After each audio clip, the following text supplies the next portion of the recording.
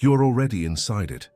Before this moment finishes forming, something in you has labeled it, interpreted it, decided what it means. That decision feels invisible, automatic, unquestionable, and yet it is quietly shaping what this moment becomes for you. Two people can stand in the same place, hear the same words, live through the same event, and walk away inhabiting completely different realities. Not opinions, realities. This is not coincidence, and it is not personality. It is observation at work. What if reality is not a fixed stage you move across, but a responsive field that changes according to how you look at it? What if your presence is not neutral, but participatory? Before asking what is happening in your life, a more precise question waits underneath. How are you seeing it right now? From the moment you learned to name things, the world began to feel solid. A chair was a chair, the sky was the sky. Events happened out there independent of you, like pieces on a board already placed before you arrived. This idea of an objective world, fixed, stable, and separate, became so familiar that it stopped being questioned. It felt like common sense. Yet much of what feels obvious has a way of dissolving when you look closely enough. Consider how quickly certainty appears. You walk into a room and immediately know what kind of place it is: friendly or tense, safe or uncomfortable, productive or draining. You don't consciously analyze it. The impression simply arrives, fully formed. But where did it come from? The walls did not announce it. The air did not explain itself. Something in you assembled that reality before you could stop it. If the world were truly objective, why would it speak so differently to different people? Physics quietly challenged this assumption long ago, though the implications rarely make it into daily life. At the most basic level of matter, things do not behave like solid objects waiting to be observed. They exist as probabilities, tendencies, potentials. Only when measured do they appear in a definite state. This is not philosophy, it is observation. Without an interaction, without a point of reference, there is no single outcome to point to. What we call the world is not a finished product sitting on a shelf. It is closer to a process that completes itself in relationship. Yet the deeper illusion is not about subatomic particles. It is about how easily the mind mistakes its interpretations for facts. Two people witness the same conversation. One walks away feeling respected, the other feels dismissed. Both are convinced they saw what really happened. Each could recount details, tone, timing, and yet their realities are incompatible. If the world were objective in the way we assume, this would be impossible.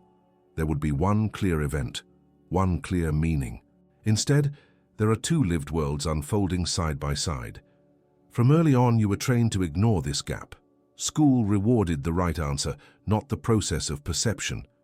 Culture encouraged agreement on appearances, not inquiry into experience. Over time, you learn to trust what you see without asking how you see. The observer disappeared from the picture. Reality became something that simply happens to you, not something that arises with you. This is where the illusion tightens. When you believe the world is fixed, you stop noticing your role in shaping it. Your reactions feel justified, automatic, even inevitable. Anyone would feel this way, you tell yourself. That's just how it is. But what you are really saying is, this is how it appears from here, through this particular set of memories, expectations, and emotional habits. The distinction matters, because what feels objective is often just familiar. Notice how quickly meaning attaches itself to events. A delayed message becomes a sign of disinterest. A short reply becomes evidence of irritation. A missed opportunity becomes proof that life is unfair. None of these meanings are contained in the event itself. They arise from the observer meeting the event. And once they arise, they color everything that follows. The world begins to confirm what you already believe you are seeing. This is why the idea of an objective world is so seductive. It relieves you of responsibility. If things are simply that way, there is nothing to examine. No need to look at where your attention goes, what it lingers on, what it avoids. You can move through life reacting instead of observing, certain that your view is the view. The cost of this certainty is subtle but cumulative. Curiosity fades, nuance disappears, and experience flattens into repetition. There is a quieter truth beneath all this. The world you encounter is not raw reality. It is reality filtered through attention. What stands out? What fades into the background? What feels important or threatening? All of this depends on where your awareness rests. The illusion of objectivity hides this fact by making attention seem irrelevant, as if seeing were a passive act. It is not. Seeing is selective, and selection is creative. Once you sense this, even faintly, the ground begins to shift. You may notice that when your focus changes, the same environment feels different. Not because the world rearranged itself, but because different aspects came into view. What was always there becomes visible. What dominated before loses its grip. Reality feels less like a wall you bump into and more like a field you move through. This is not about denying facts or pretending everything is subjective fantasy. It is about recognizing that facts alone do not make a world. Meaning does. Experience does. And both depend on how and where you are looking. The so-called objective world is not an enemy to be defeated. It is an incomplete story, missing its most essential character. As this begins to sink in, a natural question emerges, often without words. If the world I experience is shaped by observation, what exactly is guiding my attention moment to moment? What am I feeding with my focus without realizing it? The answer does not come from thinking harder, but from noticing where your awareness goes when nothing is demanding it. And that noticing opens the door to something even more subtle, the invisible force of attention itself, quietly assembling the reality you believe you are simply living in. Attention is often mistaken for something passive, almost mechanical, as if it were just a flashlight that turns on automatically when something interesting appears. But attention is not neutral, and it is never idle. Even when you believe you are simply taking in the world, your attention is actively selecting, amplifying, and ignoring. It works quietly, beneath conscious thought, yet it determines far more than most people realize. Think about how much of your environment you never truly see. The steady hum of distant sounds, the weight of your body in a chair, the expressions on faces you pass every day. These things exist, but they only enter your reality when attention touches them. The moment it does, they gain presence. Before that, they are effectively absent from your lived world. This is not because they are unreal, but because attention is the gateway through which reality becomes experience. What you attend to begins to organize itself. Patterns appear where none were noticed before. Connections form, meaning thickens. If your attention repeatedly lands on threat, life starts to feel hostile. If it settles on lack, the world seems scarce. If it rests on possibility, doors appear where walls once stood. The external conditions may not have changed at all, yet the reality you are moving through feels completely different. This is not imagination at work. It is perception shaping experience in real time. Attention also has a memory. Where it has gone before, it tends to return. This is why certain thoughts feel magnetic, why familiar worries reappear without effort, why the same kinds of situations seem to repeat themselves. Attention learns your habits and follows them faithfully. Over time, this creates the impression that life itself is repetitive or stuck, when in fact it is attention tracing the same grooves again and again. Most people never consciously choose these grooves. They inherit them. From family, culture, past experiences, and unexamined conclusions. Attention is pulled toward what feels relevant, and relevance is often defined by emotion. A painful memory sharpens attention. A fear tightens it. An unresolved desire keeps it scanning. Long before you decide what matters, attention has already decided for you, based on what once felt important to survival or belonging. This is why attention is invisible, yet powerful. You rarely notice it directly. You notice what it lands on, not the landing itself. The world feels like it is demanding your focus, when in reality, your focus is constantly constructing the world that feels demanding. The phone notification, the news headline, the passing comment from someone else, these are not inherently commanding. They become commanding when attention locks onto them and feeds them with significance. There is a subtle feedback loop here. Attention highlights something. The mind assigns meaning, emotion reinforces it, and attention returns with even more intensity. Soon, what you focus on feels undeniably real, heavy, unavoidable. At that point, it no longer feels like a choice. It feels like truth. And yet, if attention were to withdraw, even slightly, the intensity would soften. The same situation would still exist, but its grip on you would loosen. This does not mean you can simply force attention to go elsewhere. Attention resists force. It responds to interest, emotion, and familiarity. Trying to wrestle it away often strengthens what you are trying to escape. Instead, attention shifts when something more compelling appears, or when awareness steps back far enough to notice the act of focusing itself. In that moment, the spell weakens. You are no longer fully inside the content of experience. You are aware of how experience is being formed.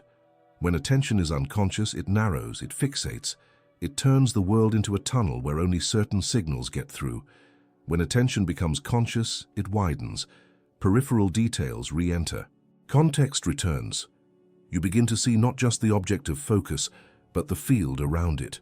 This widening does not erase problems or challenges, but it changes your relationship to them. They become part of a larger picture rather than the whole picture. This is where many people misunderstand the phrase, "What you focus on grows." It is not about positive thinking or denying difficulty. It is about recognizing that sustained attention gives continuity to experience. It gives events a storyline. What you repeatedly attend to becomes familiar, and what is familiar feels real, stable, and true. Meanwhile, what you ignore withers from your lived reality, even if it remains physically present. As you begin to sense this, a new layer of responsibility appears, not as a burden but as a possibility. If attention is shaping what feels real, then learning to notice where it goes is not a small skill. It is foundational, yet attention does not operate in isolation. It is deeply influenced by what you already believe to be true. Beliefs quietly steer attention, telling it where to look and what to disregard. And so a subtle question starts to form beneath the surface of awareness. If attention is the spotlight, who is holding the script that tells it what matters? What assumptions are guiding it before you ever get a chance to intervene? To explore that, it becomes necessary to look at the lenses you are wearing, those deeply held beliefs that quietly instruct attention on what reality is allowed to be. There is a particular phrase people use when they no longer want to look any deeper. That's just the way it is. It sounds harmless, even realistic, practical, mature. But hidden inside those words is a decision to stop observing. The moment something is labeled as fixed, unquestionable, or simply how life works, attention freezes around it. Possibility quietly exits the room. Beliefs are not loud. They do not announce themselves as beliefs. They arrive disguised as facts, as common sense, as conclusions any reasonable person would reach. This is what makes them so powerful. When you believe something just is that way, you stop testing it against experience. You stop noticing exceptions. You stop seeing movement where movement still exists. Reality then appears to confirm your belief, not because it must, but because your perception has narrowed around it. Notice how quickly a belief organizes your world.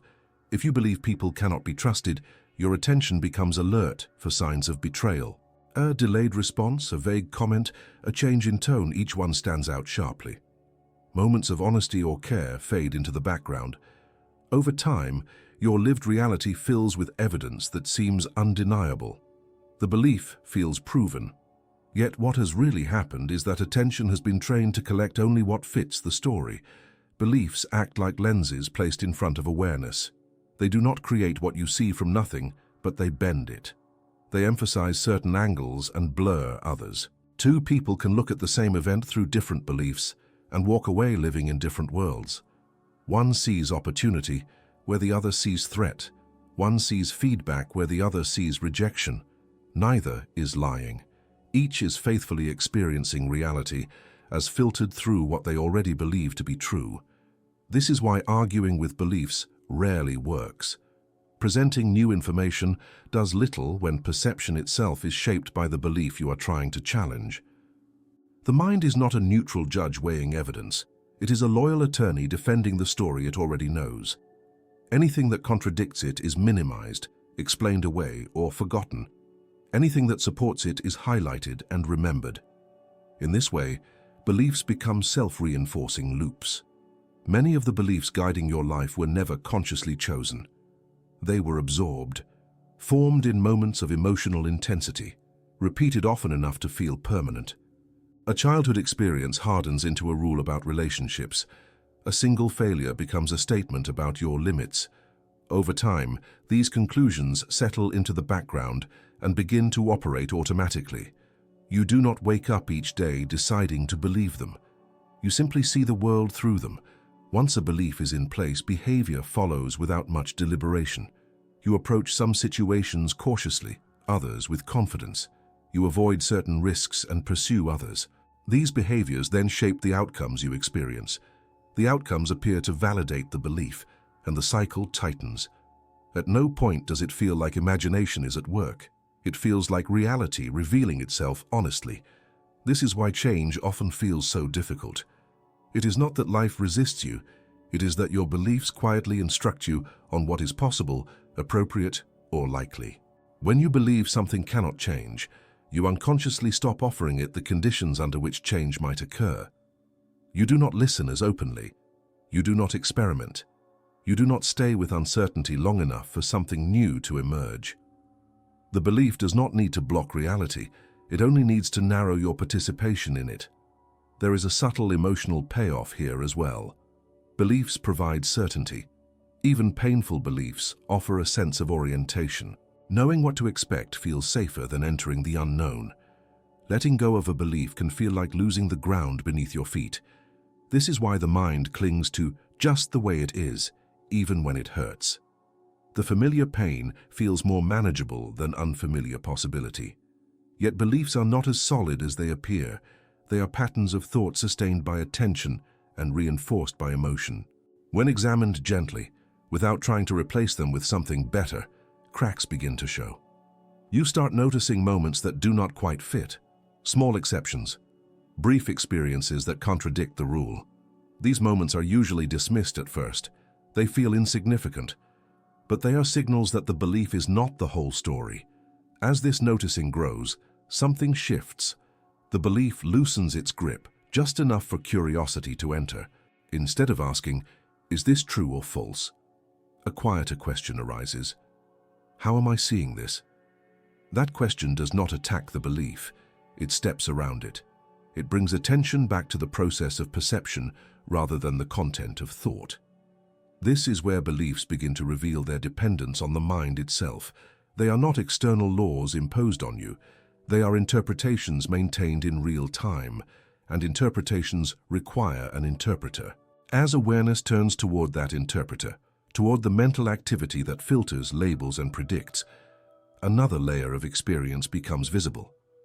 You begin to sense that what feels like an unchangeable world may actually be a world continuously edited before you ever consciously see it. At that point, the focus naturally shifts from what you believe to how those beliefs are formed and applied moment by moment. And this leads directly into a deeper realization. The mind is not a passive receiver of reality, but an active editor, cutting, arranging, and coloring experience before it ever reaches conscious awareness. The moment you think you are seeing the world, the mind has already been at work. Long before an experience reaches conscious awareness, it is trimmed, sorted, and arranged. Sensory information arrives in overwhelming volume, far more than you could ever process directly.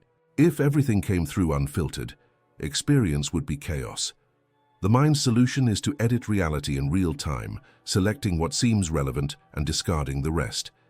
This editing happens so quickly that it feels invisible. You do not notice the cut, only the finished scene. By the time you register an event, it already carries meaning, emotion, and context. What you experience as "what happened" is actually the end product of countless micro-decisions made beneath awareness. The mind decides what counts as foreground and what fades into background, what deserves attention and what can be ignored. Memory plays a central role in this process. Every new moment is compared against stored experiences, expectations, and learned patterns. If something resembles a past threat, the mind sharpens its focus. If it resembles a familiar routine, it dulls it. This is efficient, but it is not neutral. The past quietly informs the present, shaping perception before you ever have a chance to respond consciously. You are not only seeing what is in front of you, you're seeing through layers of accumulated history. Emotion is another powerful editor. It highlights certain details and distorts others. When you are anxious, neutral events can feel charged. When you are hopeful, obstacles seem lighter. The same external conditions can produce entirely different internal landscapes, depending on the emotional state through which they are filtered. Yet it rarely feels like a filter is at work. It feels like the world itself has changed tone. Language further refines the edit. The moment something is named, it is framed. A comment becomes criticism or feedback. A pause becomes awkward or thoughtful. These labels do not merely describe experience. They organize it. They tell the mind how to respond, what to expect next, what emotions are appropriate. Once a label is applied, perception tends to follow it, filling in details that support the story and overlooking those that do not. What makes this editing so convincing is its speed.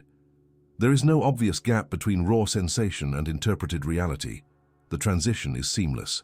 You feel as though you are directly encountering the world, when in fact you are encountering a version of it that has already been shaped for coherence and survival.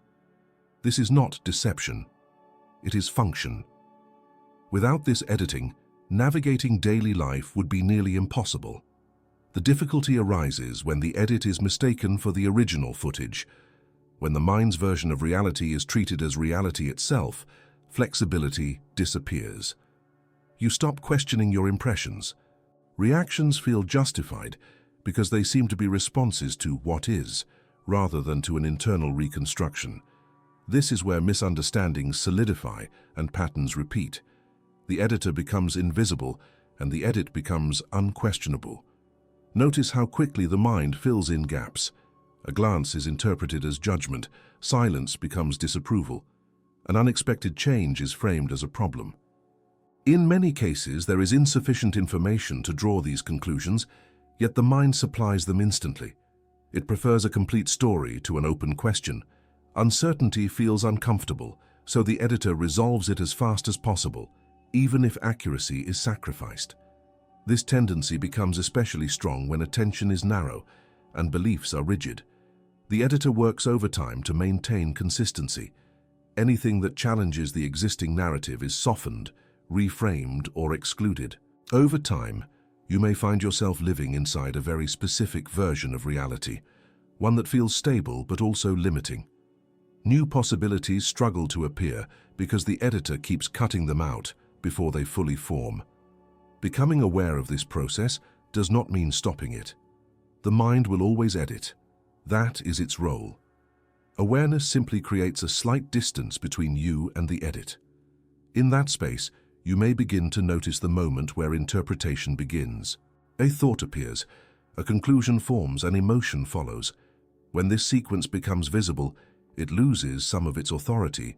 You are no longer completely inside the story, you are watching it assemble. This shift is subtle. It does not arrive as a dramatic revelation, but as a growing sensitivity to how experience is constructed. You might catch yourself mid-reaction, sensing that what you are responding to is not the event itself, but the meaning assigned to it. This does not eliminate reaction, but it introduces choice. You can stay with the initial edit, or you can allow the scene to remain unfinished a little longer. However, this awareness is fragile. The mind prefers automation. Left unchecked, it quickly returns to old habits, editing on autopilot. When that happens, life feels repetitive, predictable, and often exhausting. The same triggers produce the same responses, and you find yourself reacting before you realize what is happening. This is why the greatest limitation is not the mind's editing, but the absence of conscious observation of it. When the editor runs the show unnoticed, you live inside conditioned responses rather than lived presence. And this brings the inquiry to a critical edge. What happens when you stop observing the editor at work? What kind of life unfolds when perception is driven almost entirely by habit, without conscious participation? There is a point where efficiency quietly turns into absence. The mind learns your routines, your preferences, your usual reactions, and begins to run them without asking. This is what most people call normal life. You wake up, move through familiar patterns, respond in expected ways, and arrive at the end of the day with a sense that time has passed, but something essential was missing. Not because anything went wrong, but because very little was actually observed. Living on autopilot does not feel dramatic. It feels practical. Decisions are faster, reactions are immediate, and there is a comforting sense of continuity. You know who you are supposed to be, how you usually feel, what tends to happen next. The problem is not that autopilot exists. The problem is that it becomes the default. When it does, experience shrinks to a loop of conditioned responses, and life begins to feel like repetition rather than discovery. On autopilot, perception is shallow. You see just enough to function, not enough to truly encounter what is happening. Conversations are half heard while you prepare your reply. Places are passed through without being noticed. Even emotions become predictable. You already know how you will react before the situation fully unfolds. This creates the strange sensation of watching your life from a distance, as if it were happening slightly ahead of you.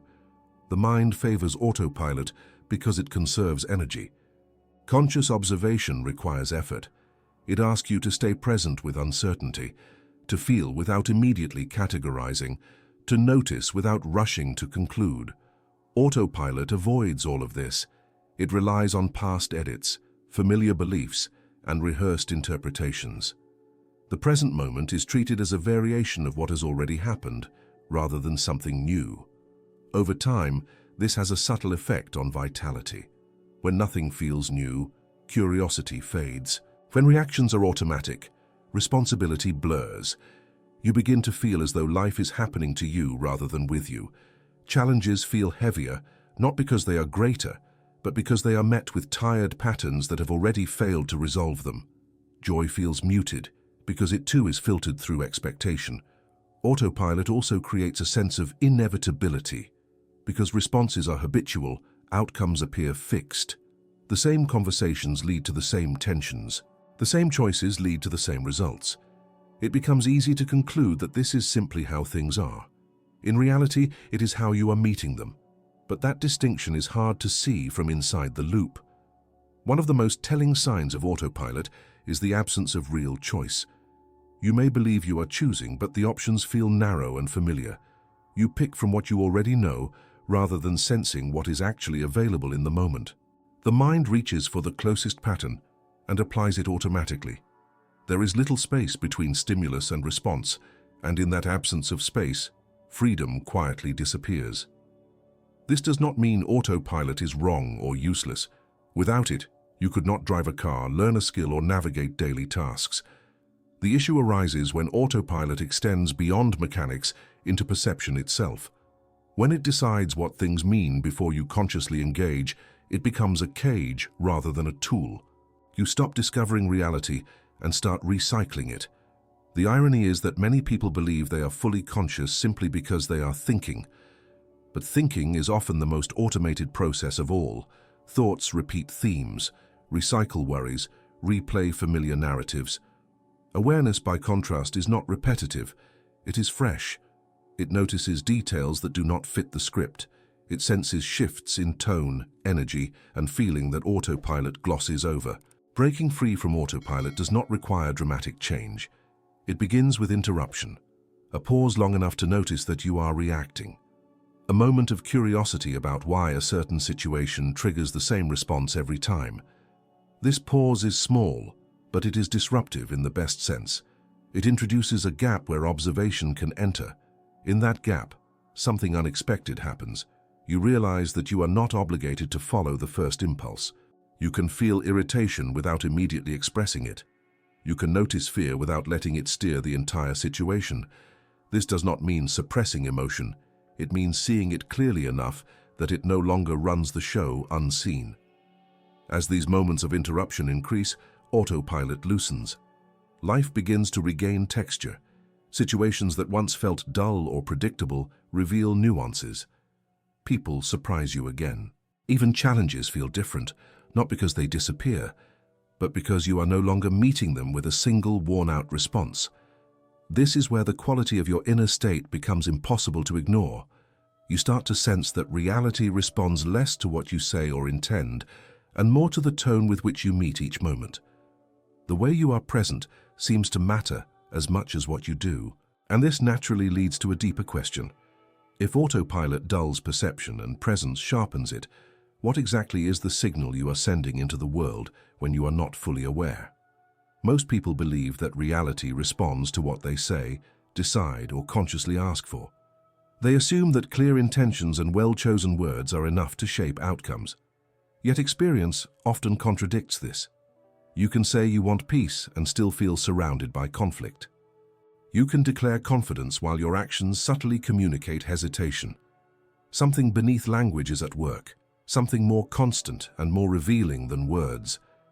That underlying signal is the state you are in while you move through the world. It is not mystical in the dramatic sense, but it is subtle. Your posture, your tone, your timing, your emotional availability, all of these broadcast information long before you speak. People respond to it instinctively. Situations seem to organize around it. This is what many traditions point to when they speak of vibration, not as an abstract frequency, but as the felt quality of presence you bring into each moment. Words are intermittent. They appear and disappear. Your inner state is continuous. It accompanies you into every interaction, every decision, every silence. You may say one thing, but if your inner state contradicts it, the contradiction is felt. A request spoken from tension carries a different weight than the same request spoken from ease. An offer made from anxiety does not land the same as one made from clarity. Reality does not respond to the script. It responds to the tone beneath it. You can see this clearly in everyday interactions. Two people deliver the same message. One is received openly, the other defensively. The difference is not in the words, but in the energy behind them. Subtle cues signal safety or threat, openness or control. These cues shape how others respond, often without conscious awareness. Over time, they also shape the kinds of situations you find yourself in. This is why effort alone often fails to produce change. You can try very hard to be patient while your body remains tense. You can try to appear confident while your attention is filled with doubt. The effort is visible, but so is the strain. Reality tends to meet strain with resistance. Not out of punishment, but out of resonance. Tension invites tension. Ease invites ease. This is not a moral statement. It is an observational one. Your internal state is shaped by many factors: past experiences, current beliefs, habitual thoughts, and unprocessed emotion. Most of the time it operates below awareness. You may not notice that you are bracing for disappointment, scanning for problems, or subtly expecting rejection. Yet these expectations color your perception and influence your behavior. You ask questions differently. You listen selectively. You interpret responses through a preset filter. The world then appears to confirm what you felt all along. This can create confusion. You tell yourself you are open, but situations keep closing down. You believe you are clear, but outcomes remain muddled. From the inside, it feels like bad luck or external obstruction. From a wider view, it is coherence at work. The inner state and the outer response are aligned, even if you are not aware of the alignment.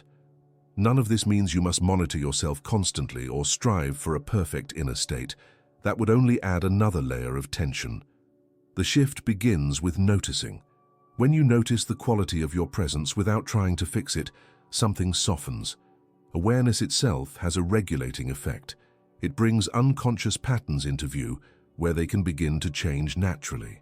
As awareness grows, you may start to sense moments when your words and your state are misaligned. You might hear yourself say yes while your body tightens, or say no while your mind keeps justifying. These moments are informative.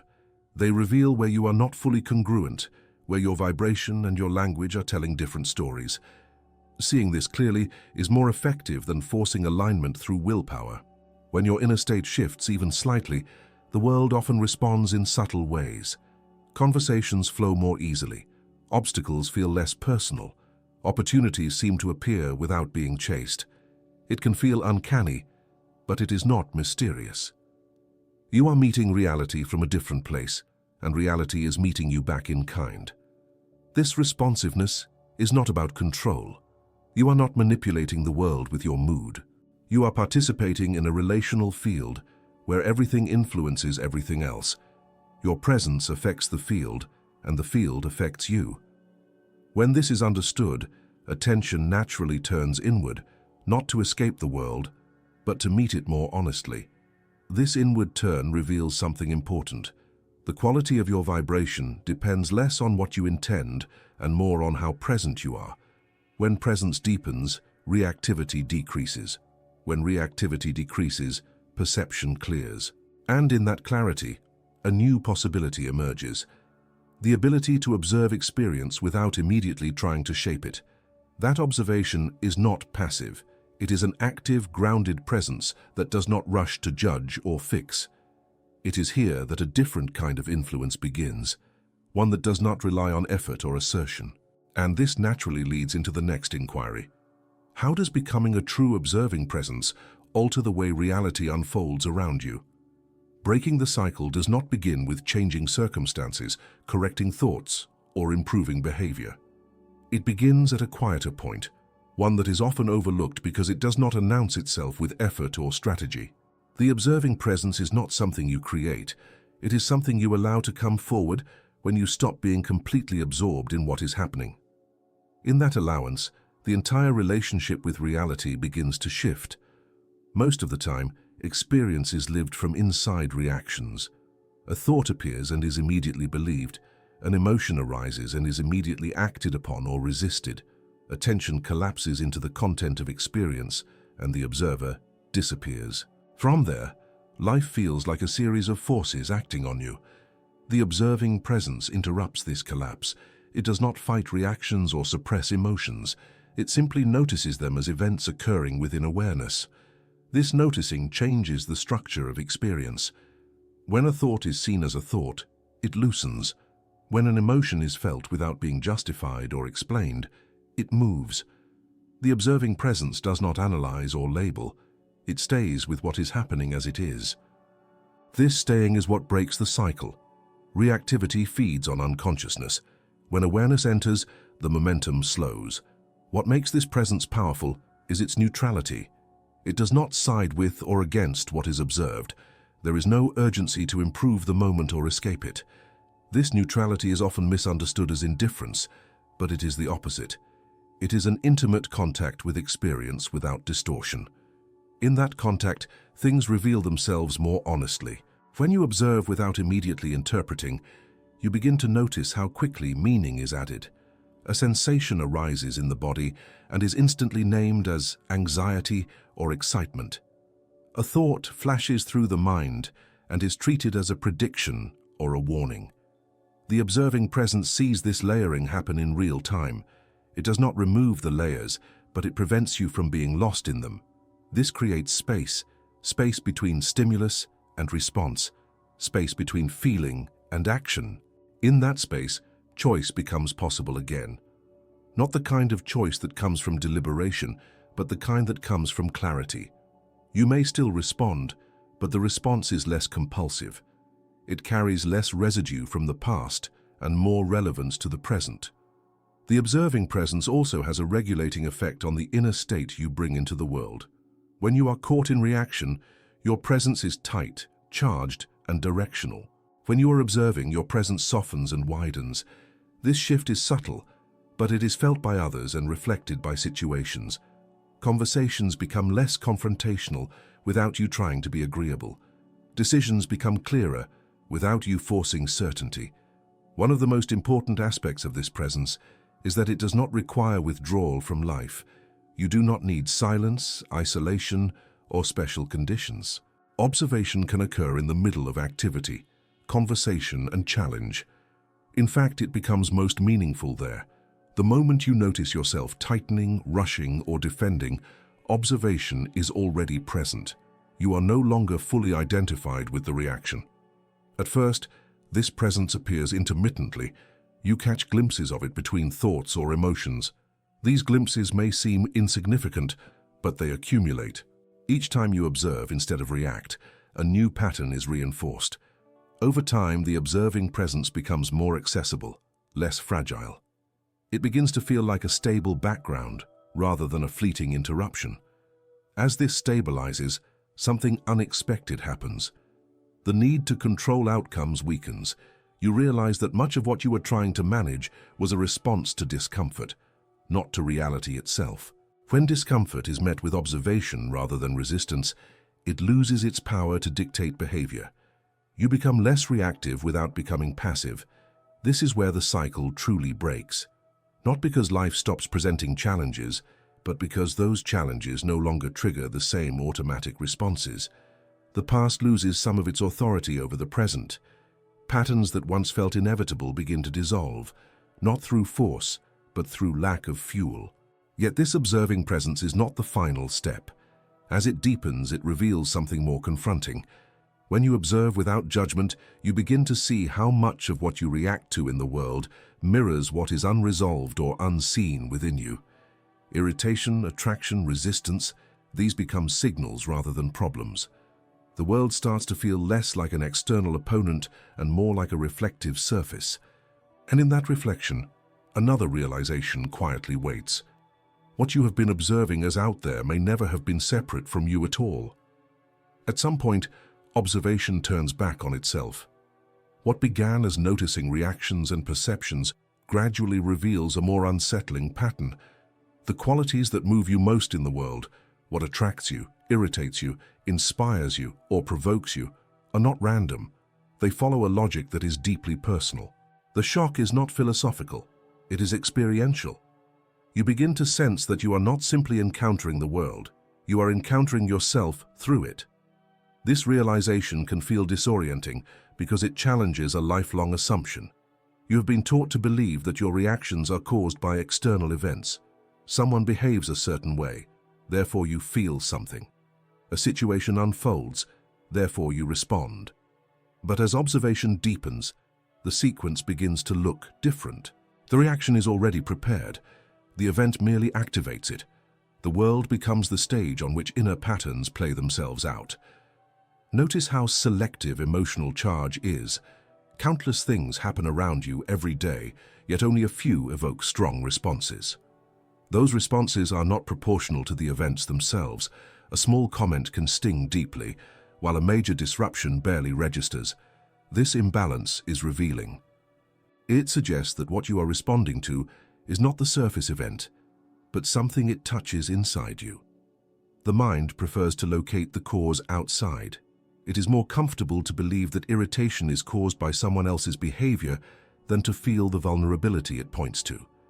It is easier to blame circumstances than to sense the expectations, fears, or unmet needs they trigger. Projection protects identity.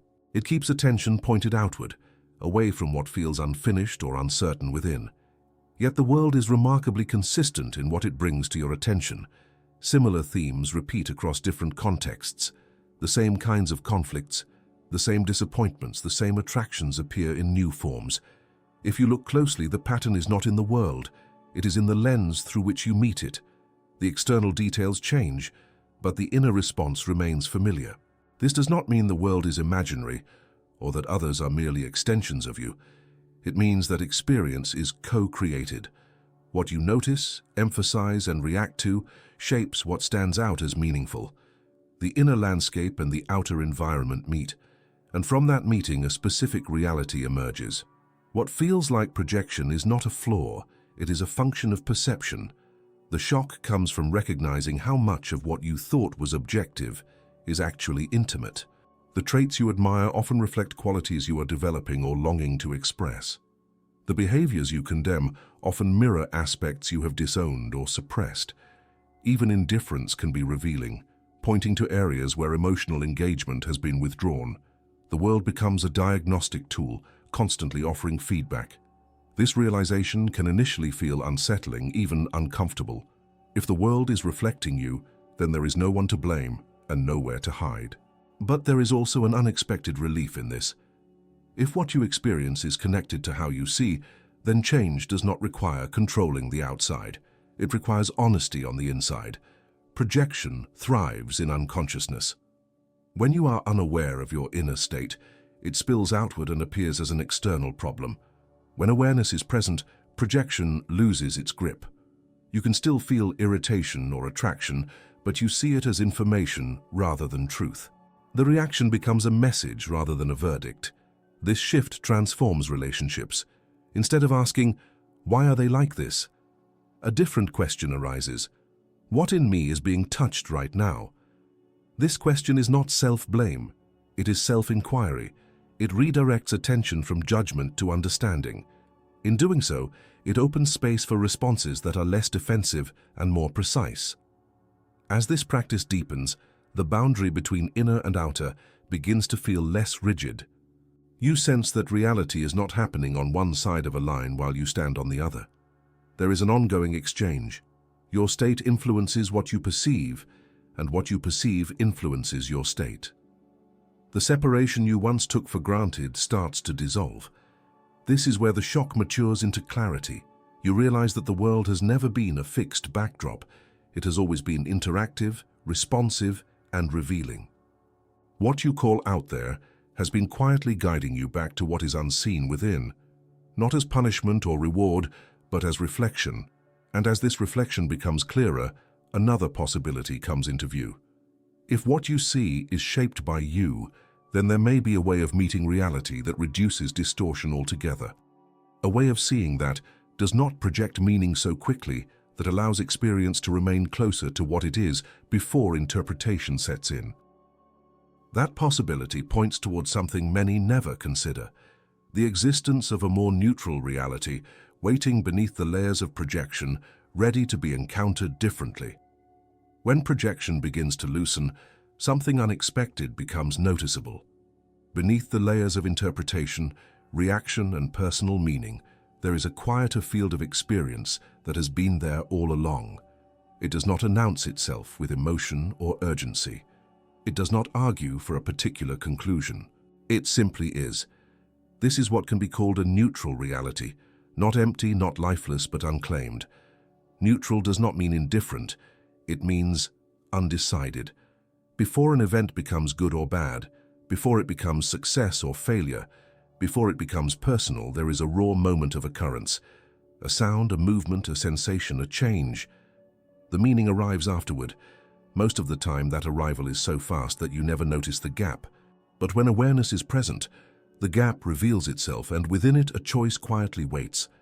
This neutral layer of reality is not something you create. It is what remains when interpretation pauses. A conversation before it is taken personally, a delay before it is labeled as rejection, a challenge before it becomes a threat to identity. In that brief suspension, experience feels open, unfinished. It has not yet been folded into the story of who you are or how life treats you. The reason this neutrality feels unfamiliar is because the mind is trained to resolve ambiguity quickly. Meaning gives orientation. It tells you how to respond, what to feel, where to stand. Neutrality offers none of that immediately. It asks you to stay present without knowing. For many, this feels uncomfortable at first, even unsettling, but discomfort is not danger. It is simply the absence of a familiar narrative. When you remain with this neutral field, something subtle happens.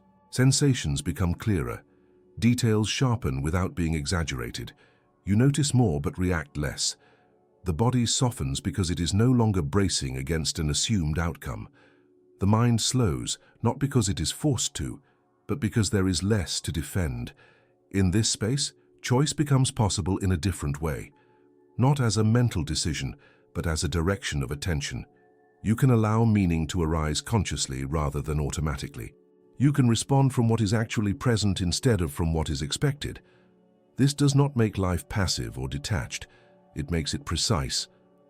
Neutral reality is often mistaken for emotional flatness, but it is closer to clarity. From clarity, emotion can still arise, but it is proportional. It moves through rather than taking over.